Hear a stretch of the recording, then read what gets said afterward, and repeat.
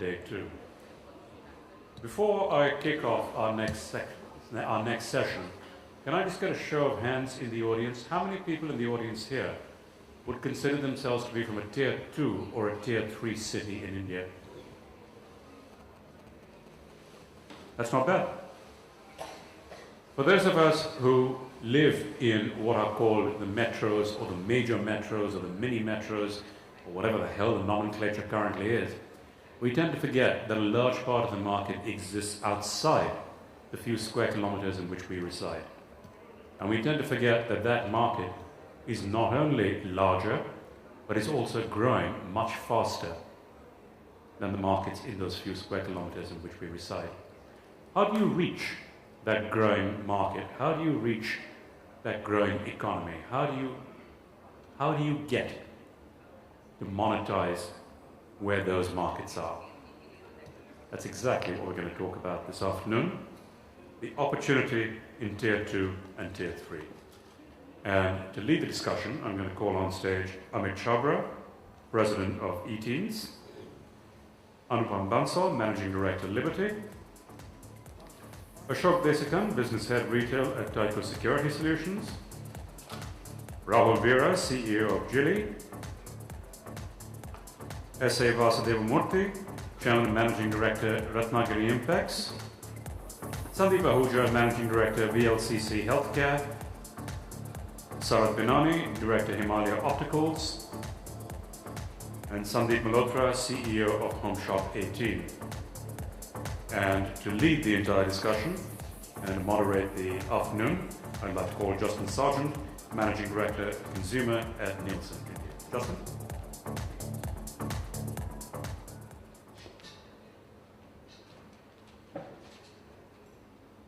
Terrific. Good afternoon, everyone. Hope you've had a good lunch. So I have the honour today of moderating, a panel discussion amongst a lot of distinguished guests that you see sitting in front of you.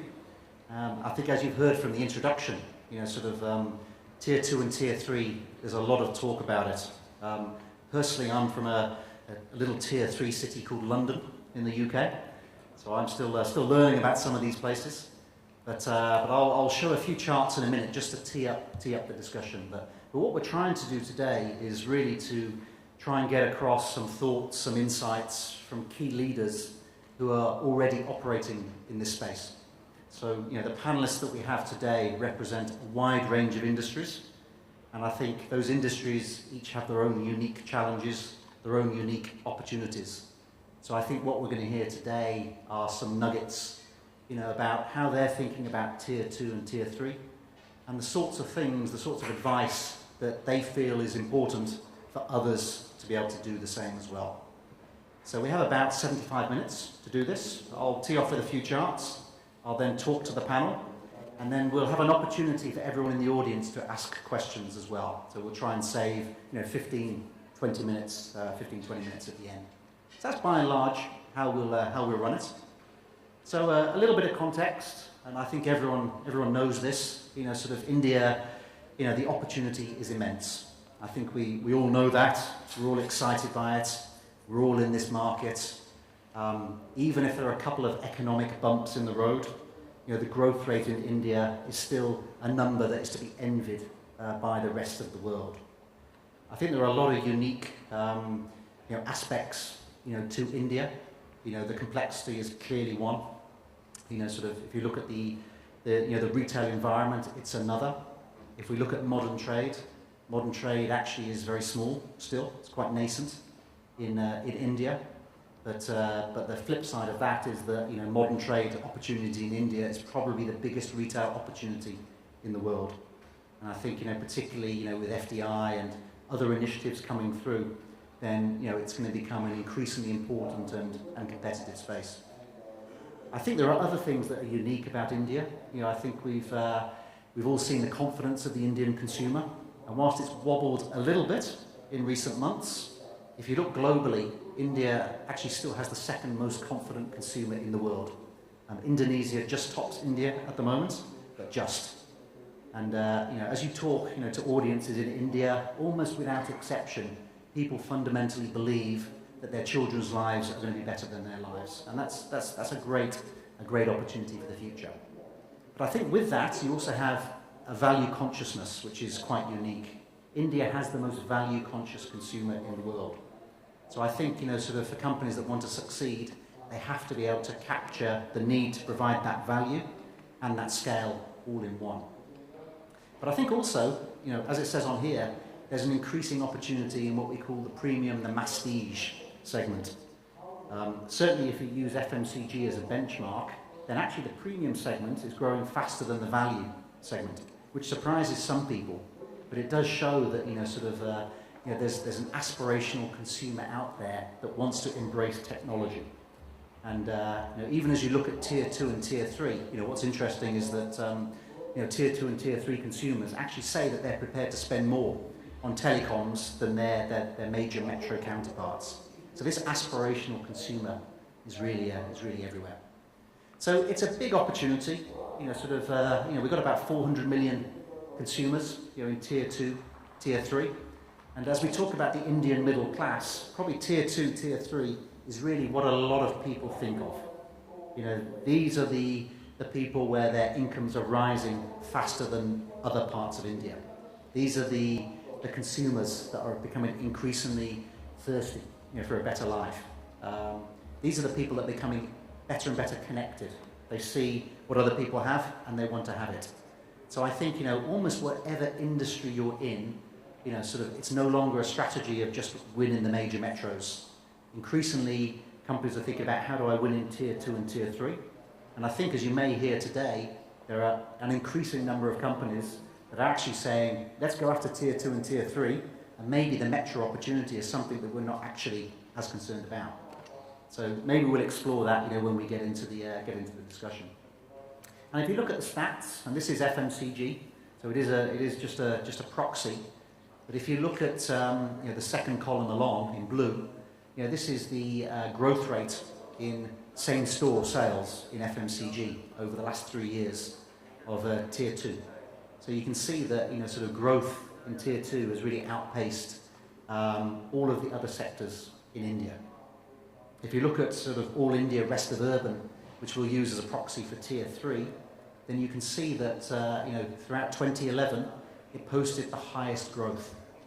So one of the things we are seeing when it comes to FMCG demand is it's percolating down to what we call small town India. And there's an increasing number of products which are getting into that space, increased range, and that's really fueling a lot of the demand. And I think when you talk to consumers, and we've done a lot of studies on this, then you see that a lot of their aspirations are similar. We'll explore today where the differences lie, because I think that's very important as well. But when you ask them, what is it you want? A lot of what comes out through group discussions are things like, I want to live well, I want to look good, I want to eat well, I want convenience. A lot of the same types of aspirations, that metro consumers in other parts of India actually want. And in all of these sectors, it's reflected in demand. So as we look at I want to live well, you see in tier 2 and tier 3, you see a lot more being spent on in-home entertainment, on activities. You see a lot of upgrading of televisions. You see a lot of upgrading, of mobile. And even when you look at FMCG categories, some of the fastest growing categories in tier 2 and tier 3 are categories like air fresheners or scourers. Scourers, I think, is up 70 odd %. So it's really small indications, but it says that consumers in tier 2, tier 3 take pride in their home and they want to live better and better lives. They also want to look good. Again, if you look at some of the fastest growing categories, you see things like facial creams, fragrances, coming through. But even when you look at other aspects, things like recreation, actually more people practice yoga in tier 2, tier 3 than tier 1. You see rise in gym memberships. You see a lot of strategies of leisure outfits. Nowadays, tier 2, tier 3 is where they're opening, the new recreation type centres. And you see a rapid growth in personal grooming. You see a lot of the big companies now starting to extend their distribution into these areas. because they see that the disposable income is increasing, and one of the big proponents of spend is how do I make myself look good. And again, I think today we'll probably try and expand on some of these themes around wellness, and what does that mean. And they're becoming more and more aware of what it means to live a healthy life. There is a real focus on health and nutrition. Here are some of the types of categories that again are growing very fast. So if we talk about FMCG growth growing at about 15%, this is the index on top of that 15%. So you can see that there are multiples of growth in a lot of the types of areas that sort of are going to make consumers feel better. And they want convenience. As we start seeing evolving modern trade and the pros and cons and the debate between I want lots of choice versus I'm prepared to shop around lots of different stores, I think we are starting to see that people want to use their time more wisely. They do want convenience, and that convenience might manifest itself in the home, in the kitchen, in the types of way in which they cook and provide for their family. It also is translating itself into the ways in which they shop as well. We know that there's more and more what we call crossover shoppers. So people that are visiting the bigger stores with the wider ranges and then doing top-ups elsewhere. This is a trend that we actually see. So I think the tier 2, tier 3 opportunity is pretty clear, and what we're going to explore today is how a number of leaders in different industries are viewing this opportunity. How do they see consumer needs different from that of the metros? What are the challenges? Because it's easy to say tier 2 and 3 is an opportunity, but in reality there's a lot of pitfalls that can actually arise. And we will explore a little bit maybe some of the business models here that might actually succeed in that place. So these few charts hopefully act as a little bit of stimulus for the panel today. And what I'm going to do just to get the ball rolling is I'm going to actually ask each panelist to try and spend just a couple of minutes, if we could, just quickly talking from their own perspective about their business, how they view the tier 2, 3 opportunity, and what they think are some of the considerations for companies in this particular space. So I think with that, Annette, I'll get the ball rolling with yourself.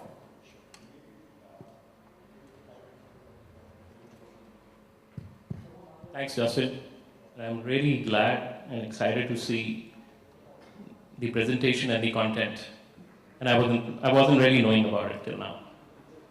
What's happening in tier 2 and 3, and I think we are going to expand more in tier 2 and 3 after looking at this. E-Teens is the name of our brand. We have 52 stores currently and rapidly expanding. And 49 of those stores are in tier 2 and 3s. We're doing pretty well, but there are a lot of challenges too. We serve kids. We manufacture and retail for kids from 2 to 14 years. We manufacture and retail apparel, footwear, and various accessories, and sell them through our stores. I also want to share we are the biggest licensees in kidswear in India. When I say licenses, I mean to say we have various licenses with us, like Barbie. We have Doraemon apparel. You want to buy Doraemon apparel, you have to come to us.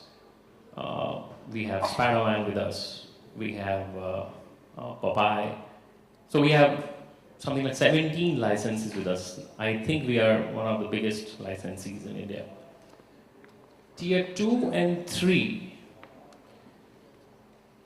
I think there is a misconception that, I'm sorry I'm starting with a negative note over here, but I think there's a misconception that especially tier 2s are very easy to manage, very easy to take rentals in these towns. Salaries are low, but I don't think that's the case everywhere. I suppose it's going to be an interesting discussion once we move forward, and maybe there are many more points which I would like to put. Before I give this to Justin back, I just want to share that the most important thing, of course, is the location where we are going to start the store or where the store comes in tier 2 and 3. But another very important point is the connection of the brand with the customer. Of course, that goes everywhere in metros also. And to top it up, the price points. The price points are very important to consider. Thanks. Good afternoon. I think it's a difficult session after lunch for most of the people. So without taking too long, tier 2 and tier 3 market for a brand like us, I represent Liberty, which is into footwear, and I would say footwear for a more mass audience. We target the middle segment, and I see the greatest or the highest growth coming from the tier 2 and the tier 3 markets, where most of the metros have a large number of stores, and there were most of the consumers were coming from far off places, tier 2 and tier 3, especially in the fashion segment, to shop. And slowly the country is moving towards the convenience, and in the presentation also, everybody is wanting to look good, looking for better convenience, and same is the approach with all tier 2 and tier 3 town. People have started spending a lot more money on fashion, which is a changing scenario. And they're looking at convenience rather than waiting for 2 or 3 months for making a shopping trip to a larger town. There is a more opportunity for them to shop if there is a convenience given. And the moment brand is available in tier 2 or tier 3 towns, where there are not too many company owned or branded stores in that market space. So the response what you get when you open the store and the connect of the brand which gets in that local area is very positive. At the same time, where tier 2 and tier 3 markets are very exciting, there are a lot of challenges as far as tier 2 and tier 3. It looks very low cost and cost effective. At the same time, I think there are big infrastructure issues, from basic things as the power cuts and there's no electricity. There could be training issue of manpower, because when you start hiring local people, the amount of energy you need to spend on training them to sell in an organized atmosphere is a lot more. To keep the brand standardized all across, I think the hygiene factors what you like to follow across markets. So there are challenges in tier 2. Nevertheless, it is very, very exciting, and the more penetrated brand becomes. Like my friend just said, Amit, about the price points. I think tier 2 and tier 3 towns are very, very price conscious. The amount of development you would like or the brand needs to make in making the right product for these markets is very important. We cannot just go with the same product, because they are mostly fashion followers there, and they are very price conscious. The amount of disposable income which they have, which they can spend, is very limited. So it is very important to do the right product innovation for them. I think these are the few areas people definitely should keep in mind. And if there are any questions later, we'll definitely take it up. Thanks. Good afternoon. It's my privilege to be part of this panel. That most of them are I wouldn't say, I shouldn't be saying, but they're all customers here. And most of you who are sitting in front of me are customers. I represent Tyco Security Solutions. We provide or we facilitate retailers to do more and more open merchandising. And as they move into the tier 2 and tier 3, we have a lot of challenges, as he just rightly pointed out. Power cuts. No power, how do we make the electronic security solutions work? How do the retailers give the same touch and feel of a store in a metro, because they have built the brand and they've kind of given, they would love to give the same touch and feel to the customers in the tier 2 and tier 3 town, and not to differentiate, but however they have different set of products that they need to cater to those markets. Hence, we are then forced to innovate and provide the right kind of solution sets to give them the right touch and feel to their consumers. Their consumer experience has to be the best for them to grow in their tier 2 and tier 3 markets. And we're talking about tier 2 and tier 3. I don't know, probably one of us will say, there are 25 towns, 30 towns that we're looking at. But at this point in time, I can tell you, we provide services to 324 towns across the country, electronic security solutions. The market is becoming more and more mature and more aware. So the challenge for all of us, both in the retail industry, in the right ways to provide the right kind of product and the services and the right consumer experience. Thank you. Hi, my name is Rahul and I represent Jilly, the diamond jewelry brand, the first diamond jewelry brand of the country. We started in 1994 with the concept of branded diamond jewelry in the country where the product is sold on, a breakup basis, which is the cost of the diamond, the cost of gold, labor, etc. And we were trying to sell it at a fixed price. So first challenge came into the metros because we were trying to challenge the consumer buying behavior on diamond jewelry. As a strategy, obviously, first was easier way was to enter the metros, and therefore we expanded in Bombay, Delhi, Bangalore, in most of the metro cities. 2006-07 is when we started looking at the tier 2 or the 3 markets, which we call. At that point of time, obviously, modern retail had not moved in those markets, and we had to look at a different way of entering these markets. So two options we had in front of us is one is do a company-owned format and enter those markets. But then there are challenges in these markets. First challenge: these markets are small. Everybody knows everybody, and that becomes a challenge because if you try and get a store manager to run a business in those markets, and if he doesn't know everybody, first the guys don't trust him. Second, okay, he doesn't know everybody, so for him to build the business is going to take time. So for us, we had 2 options again, take the distribution route, and the other one was take the franchise approach in those markets. And that's what we did. We started the distribution business to enter some of the markets, and in some markets which had a certain size, we decided to move through the franchise route. And surprisingly, I was talking to Justin that in 2008, 9, 10, when we had a global economic slowdown, our business actually grew because metros were, kind of, trying to fight the recession, but the tier 2 and 3 towns were the ones which were actually giving us the increase in sales because those guys were not really affected so much.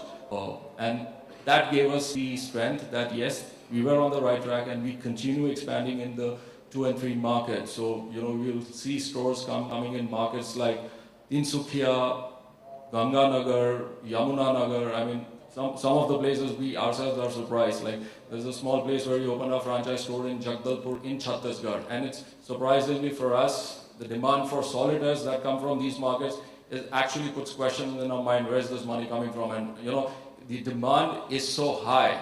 Compared to some of our metro stores also for solitaires, it's costing lakh, 2 lakh, 3 lakh. So for us, tier 2, 3 markets is the market. We're going to be expanding in this market, along with obviously the organic expansion that happens in the metros and the mini metros. Thank you. Good afternoon, ladies and gentlemen. My name is Sandeep. I represent VLCC Healthcare Limited. We're a company which has been in business for about 22 years, and we are pretty much pan-India today. So between our beauty and slimming and fitness centers and our education institutes, we are currently present across 105 cities in 300 locations. And incidentally, about 60% of those outlets are present in what we call tier 2 and tier 3 cities. And our experience has been a mix of both good and bad. The good experiences, obviously, these are easier markets to operate in terms of costs. Once you sort of get an idea on how to operate. The other is that for brands like ours, which are pan-India presence, there is an element of being premium that works in our favor. And if you see the comparison between growth, that year-on-year growth or same-store growth that happens between tier 2, tier 3 cities and the metros, it's the metros which are are not as satisfactory for us as the tier 2 and tier 3 cities. And that's an indication of the kind of opportunities those exist there. But at the same time, as Anupa mentioned, as Rahul mentioned, that there are challenges of operating in those markets, specifically, infrastructure, and for us, where the average sort of manpower requirement is of either qualified professionals like doctors or nutritionists or physiotherapists, and on the one end, and then skilled people like hairstylists on the other end. The challenge is manpower in terms of retaining that, in terms of recruiting that manpower, and then on top of that, retaining that manpower, because once you recruit them, you train them, and they become very good at jobs, their aspiration always is to move to a larger city for more money and so on.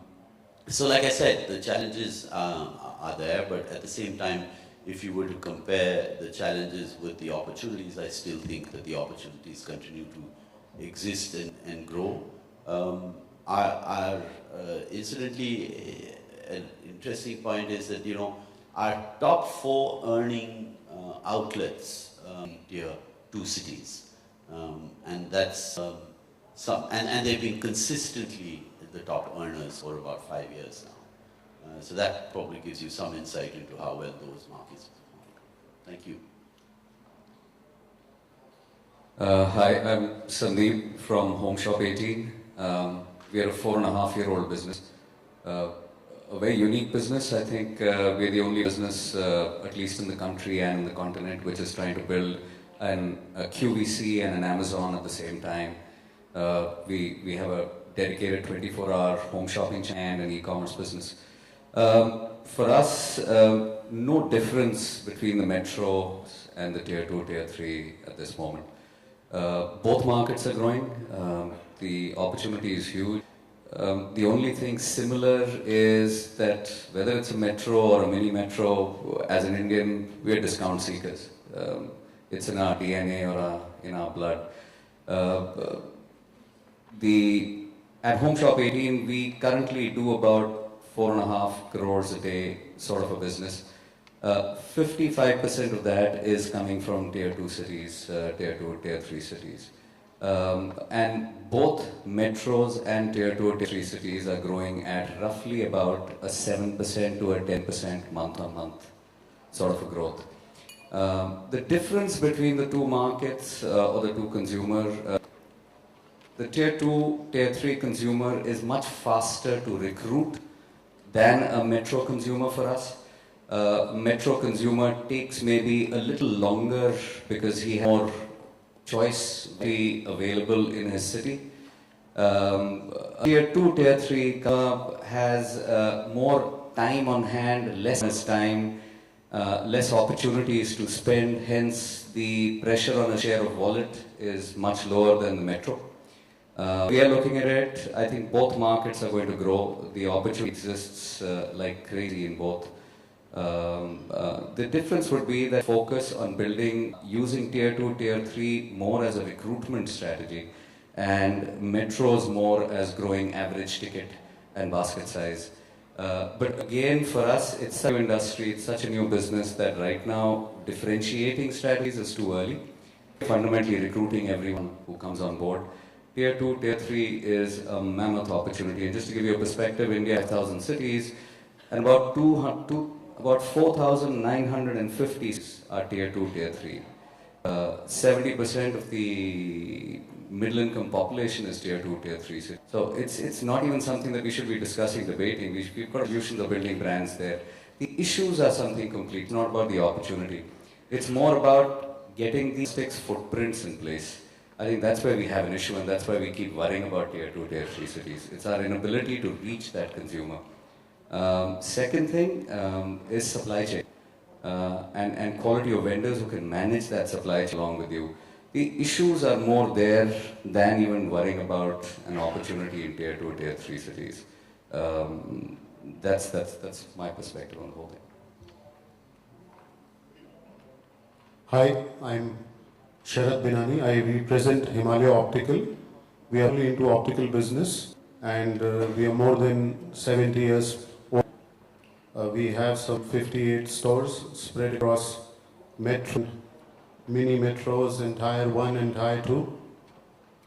What has been my experience over the years operating in metro and Tier 1 and Tier 2 cities is that metro, when you are going to a metro, you already have a certain class of consumers which are already aware about the brands, about the products, and for them it is very easy to make purchase. But then when you want to Tier 2, you will find the consumers are having a very high aspiration for the brands, but because the products are built, so moving to different metros or nearby big cities actually to purchase their product. What experience over the years, I've also noticed that these consumers are not very price conscious. I mean, if you are able to deliver a product right to them, and maybe if your brand has a big trust, then the price does not come as a priority factor for them. And yes, there are indeed a lot of challenges in expanding in Tier 2, as most of my friends have already said about logistics and obviously supplying the products online. Since we are into optical business, most of the things we cannot replicate in town because we need to have the quality in place, and replicating the entire quality systems will come out to be expensive. So obviously the logistic is a problem, the delivery of the product is a problem, is an issue, because it takes more time what we can do it in a metro. So these are some of the main challenges, even the manpower, rightly by a lot of my friends.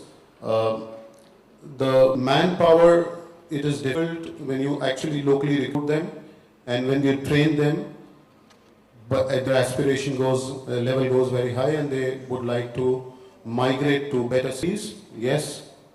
Experience also says that towns which are more closer to the city and they are better towns to expand.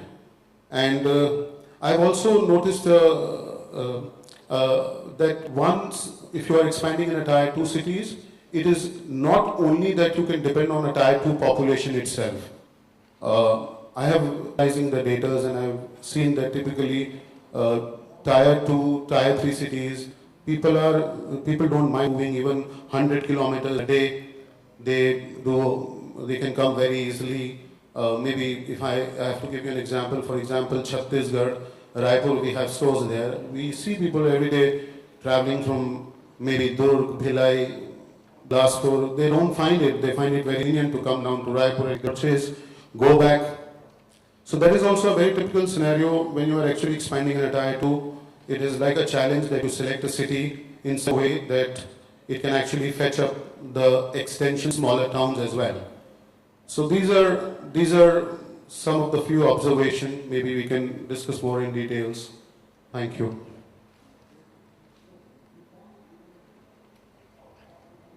Good afternoon. I am Vasudeva Murthy from Bangalore, Ratnagiri Impacts Private Limited. We are the first people in this country to present a franchisee model for the agricultural equipment and machinery. In 2009, we launched it. By now, we have around 180 outlets across the country with different formats. Most of outlets are in Tier 2, Tier 3 cities only. The biggest challenge we have come across by the purchasers, that is, these are a great return on investment, but little costly. The constraint is the consumer's capability to purchase such equipment. And since they are unskilled, they are really worried about the handling and operation of the machinery. But with our continuous research we have created such training programs whereby we have overcome that challenge, and we have also pleaded with several governments, state governments. They are able to get this on subsidy prices. Thereby, their power is increased. The agriculturists are able to save 30 to 40% on their labor investment. That's a huge savings, whereby their purchasing power has been increased. Still, the market is big, and we have a challenge is investors or the dealers. Most of the dealers in Tier 2, Tier 3 cities, just they are sellers. They are not entrepreneurs. Now we have to transform them from sellers to entrepreneurs. And with this experience, Tier 2, Tier 3 cities gives a greater opportunity for the development, and we have got great prospects in the future.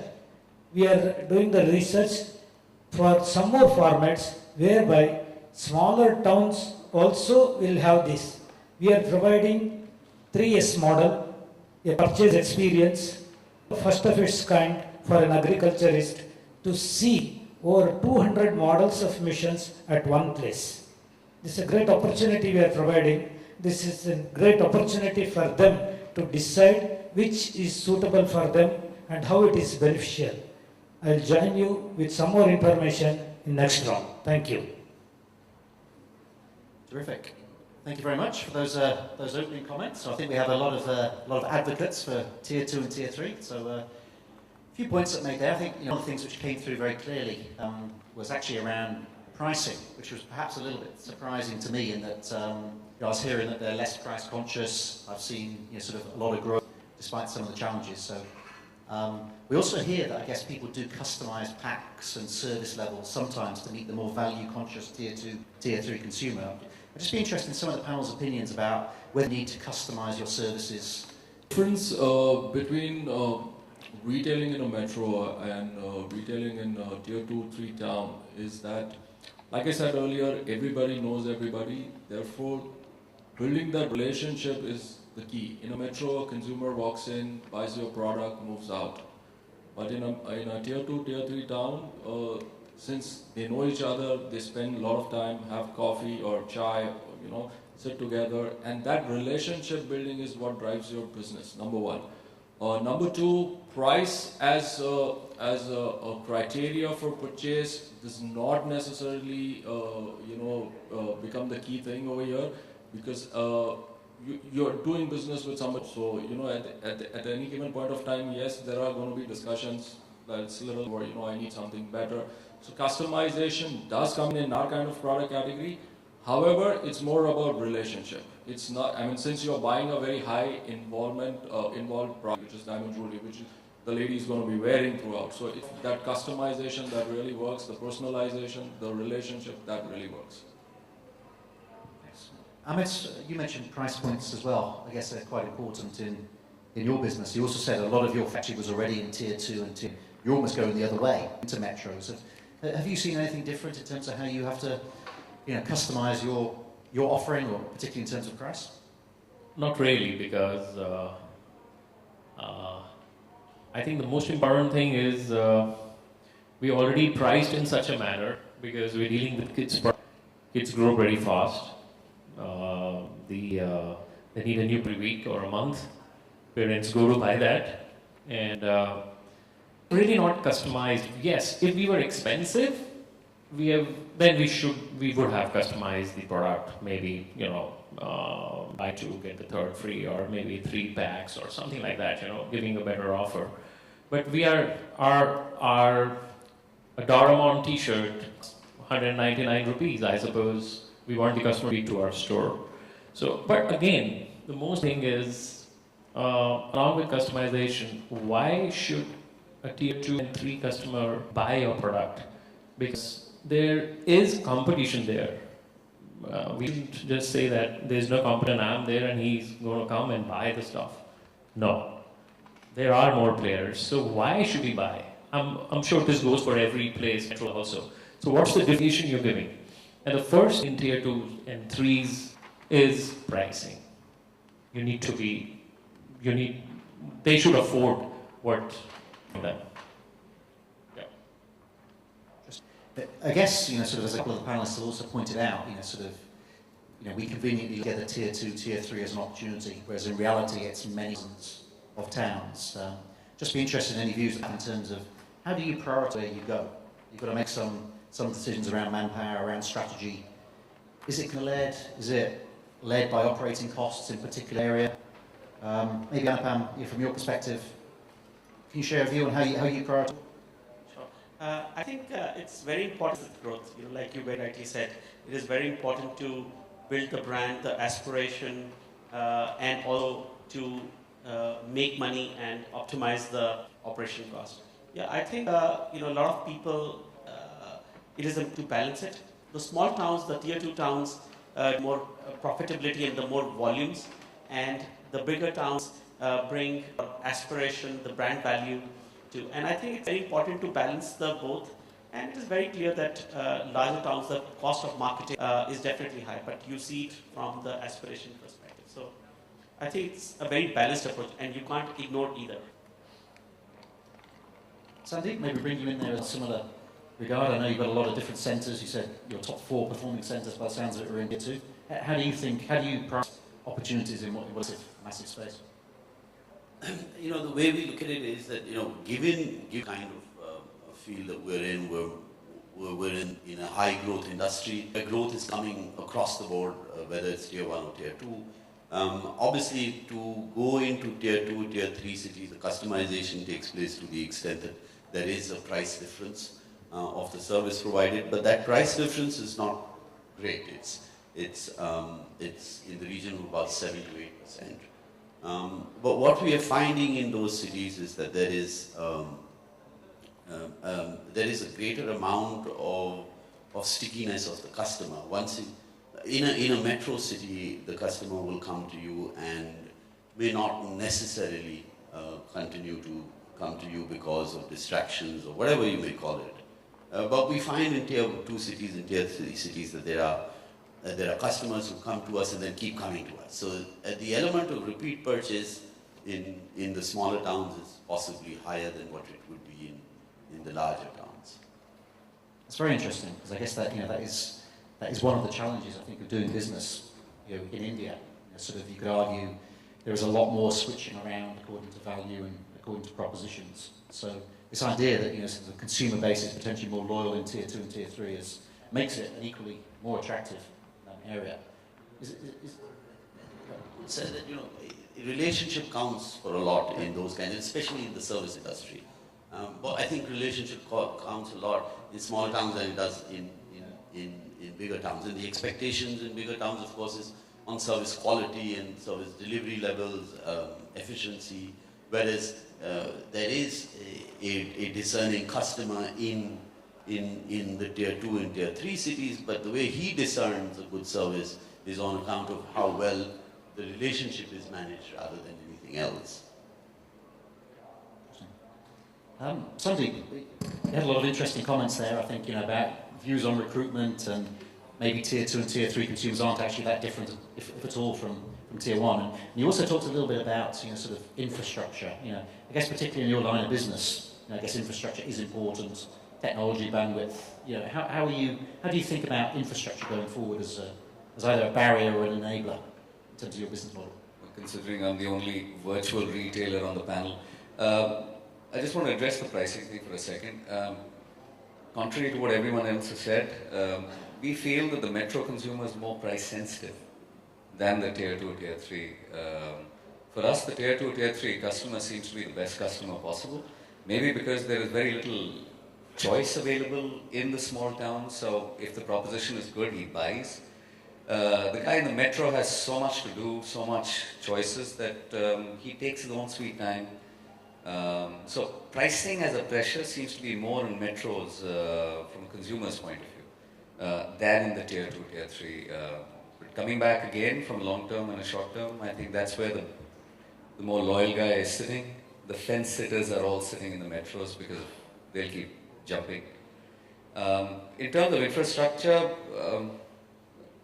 in a virtual e-commerce or retail business, The most important part is about making the delivery happen. And I shudder to say this, but we are one country, but when it comes to movement of goods, we're not one country. Moving goods from one state to the other is a nightmare, and that's the reason why people haven't built infrastructures to really cater to the country. For us, that is the number one priority. It's an expensive thing, it's a tedious one, because you've got to create warehousing hubs all over the country. You've got to build delivery networks in the length and breadth of the country. Today we are delivering products in close to 3,000 cities in the country. And the difference is that we are delivering products not to a hub or a spoke, but to the consumer's doorstep. To do that, the infrastructure that you need from logistics is huge. We've got now 15 warehouses across the country. We work with all the large couriers, logistics partners like DHL, Blue Darts. Plus, we are building technologies to monitor movement of goods real time. And on top of that, if that wasn't enough, India is a cash economy. So most people recruit into a transaction through cash. So cash collection as a mechanism is yet another logistics or an infra need, which will eventually build tier 2, tier 3 for us. But I personally think the opportunity is humongous. Thanks. So I think clearly massive opportunities in tier 2, tier 3. I think some of the panelists have spoken about some of the challenges, but I wouldn't mind maybe expanding on that a little in the discussion. And ask the question, what can go wrong? In fact, maybe better, what has gone wrong? If you're happy to share an example within your business, what have you learned on this journey that you think is important for others to adhere to? So maybe Sarah, maybe I'm looking at you, so I'll invite you to give the first answer. When we talk about the challenges, probably if I have to look at my business, yes, obviously supply chain becomes a challenge. Delivery of the product on the right times becomes a challenge. And keeping the quality intact is a challenge. Because obviously we are into a business where the product has to be customized as per the need of the customer. It has to be tailor-made and has to be delivered exactly as per the specification and quality. So the challenge to replicate that kind of a service is sometimes difficult because maybe you don't get that kind of a manpower to whom you can actually train them. And as what rightly said, sometimes, sending it from a metro city to that smaller town, logistically, it takes a lot of time. So I personally feel that is one of the very big challenge what we face particularly, and we've been working on it from a very long time. And anything specific in terms of how you've attacked some of those problems around maybe skills in particular?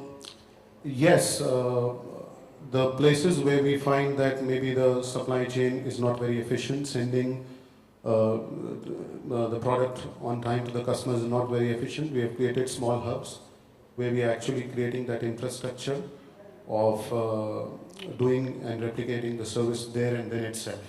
So, but that particular creating a small hub is an expensive proposition. So we try and do in such a way that it is able to service at least more than 4 or 5 towns which are interconnected, so that the things become cost effective.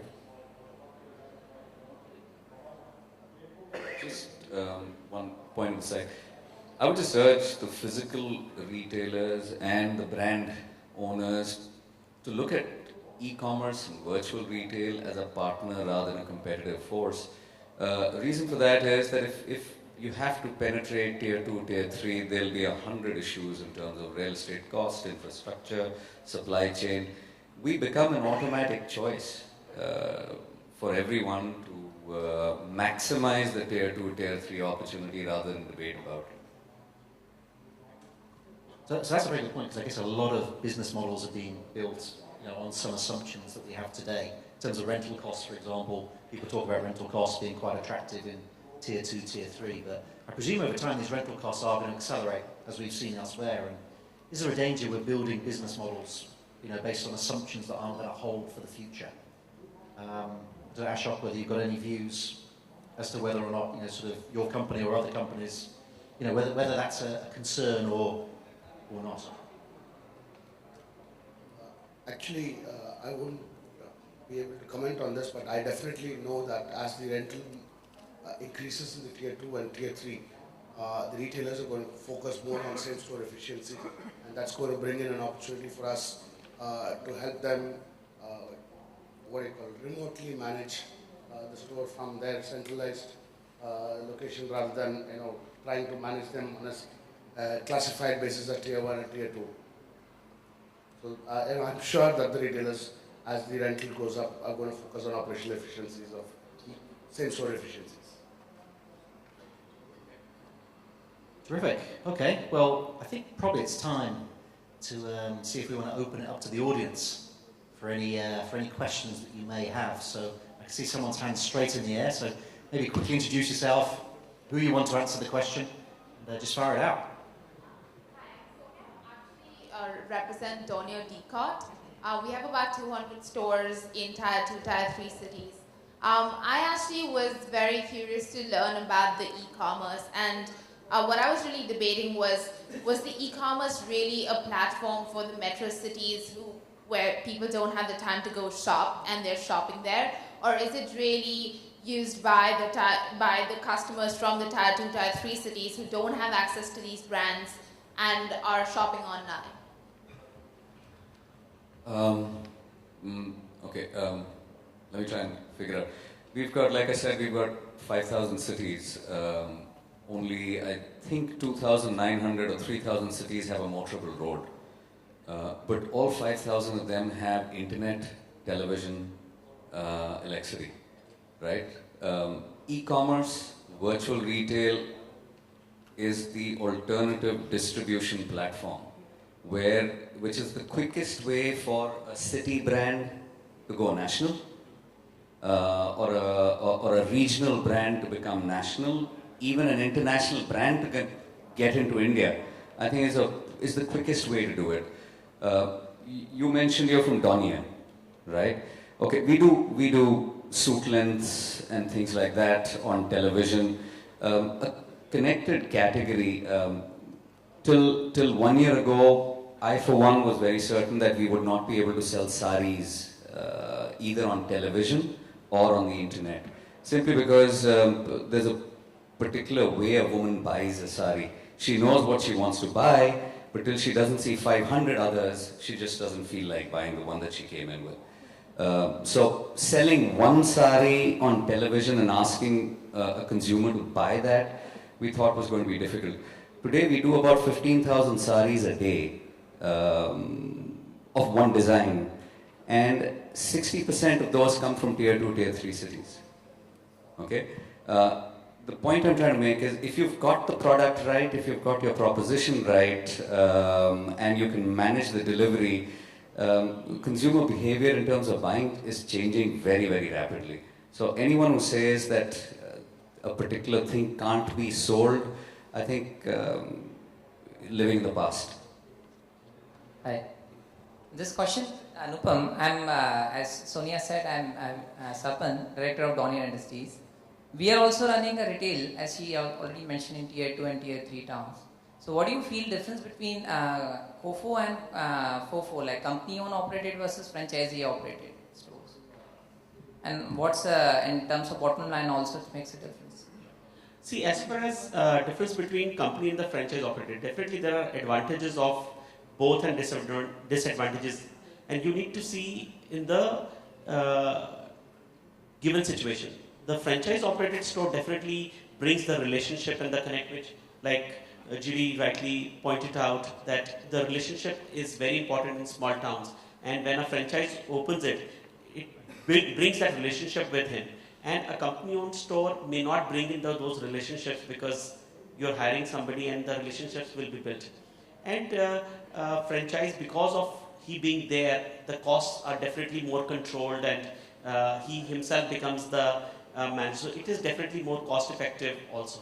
At the same time, a company-owned stores provides better experience better environment and a better brand image, because they are considering a lot of better, I would say, factors in terms of the training, in terms of putting the right standards in place. So company-owned stores are important for brand building and long-term objectives. And to make it more, I would say, profitable, I think a franchise operation in tier 2, tier 3 towns can be more cost-effective. How do you define tier 2 and tier 3 in terms of populations? For me, all markets beyond four metros or the mini metros, I would take them as tier 2, tier 3 towns. And you can classify them in population as well. So we take about more than 5 lakh population as tier 2. Okay, question over here on the left.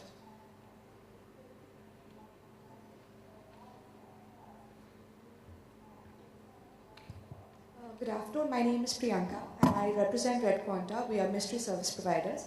A very, very basic question. Indians are finally looking at customer service in a big way. Where do you think the gap lies? What is the difference between the customer, say in the metros, and the tier 2, tier 3? Because for me as a customer, a repeat would happen if the service is great. Where do you see the gap and what do you consider as challenges going forward? Anybody in particular you'd like to answer the question? They're all experts, so anybody would do.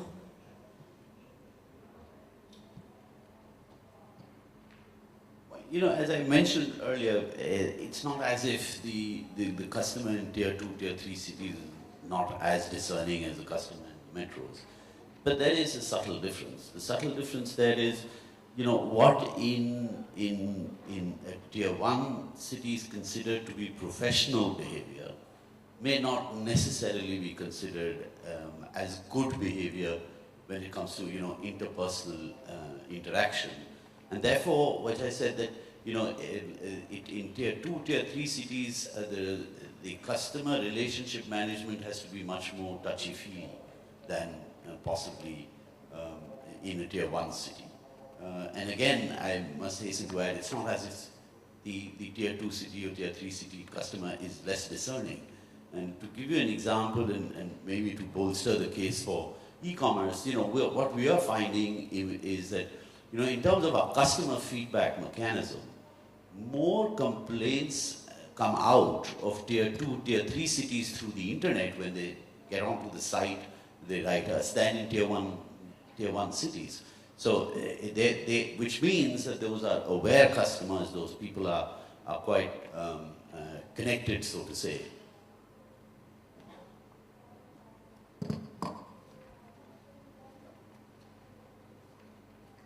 So in my opinion, as what has been mentioned by Sandeep, the customers in a metro city, yes, they are more professional, they are more demanding in terms of service. And the tier 2 towns or tier 3 town customers, it depends a lot about relationship, how the store manager or how the staff relationship is. It also depends a lot about, as I said earlier also, about commitment of the right product, because a tier 2 customer is actually looking for a genuine product. So, and if he's not very comfortable, his trust is not being built up, then it is very difficult, you know, to get that customer back. So because they are anyway exposed to the other metros, because they are anyway going and buying it. So if money is not a problem, then they can go to any other cities and do that purchase. So it is important that the service in terms of giving them the right product, what is required, it's not about, I will still say it's not about the price, but yes, the market, if the market is different, then we need to have the different price points, products, and if it is not a luxury market, obviously you don't need a luxury product. But then yes, service becomes a very important factor and commitment becomes a very important factor for that customer. Why should there be a difference? It's not like you want to sell a good quality product to the metro guy and a bad quality product to... So, I think it's the same. What's important is that because of lack of opportunities in the tier 2, tier 3, you have a better possibility of building a stronger, lasting brand relationship with the tier 2, tier 3 than in the metro. But service and quality will have to be hygiene. Okay, hand up at the back there. Hi, my question to the gentleman from G-League.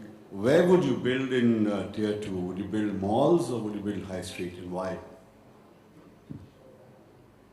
Interestingly, there are not too many malls in tier 2, 3, okay, though there are some coming in, but in the last 3-4 years that we have expanded, we have largely been on the high streets in tier 2 and tier 3 towns.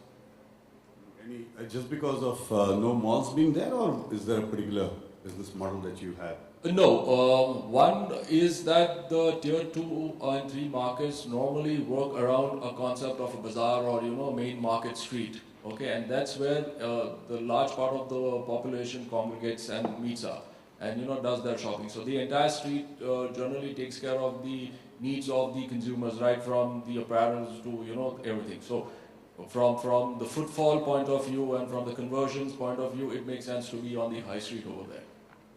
Okay, thanks. Yeah. Okay, got any more questions?